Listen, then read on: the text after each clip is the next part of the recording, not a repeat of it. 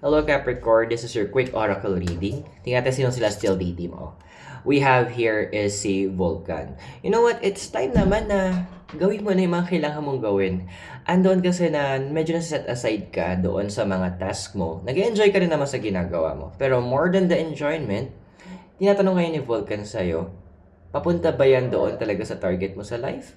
Nagma-manifest ba yan ng mga good intent, yung mga ini-intend mo before? If not, think twice. Andoon na pinapansin ni Vulcan that you need to make sure that to focus ka sa goals mo. Don't let other people distract you. Kumbaga, you're forging something eh. May binibuild ka, may ginagawa ka.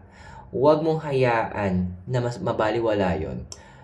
Tuloy-tuloy mo to dapat. Kasi at the end, pwedeng hindi, marami ka na miss out, but at the end, you will be able to materialize and manifest your goals. I hope nakatulong and I'll see you on our next reading.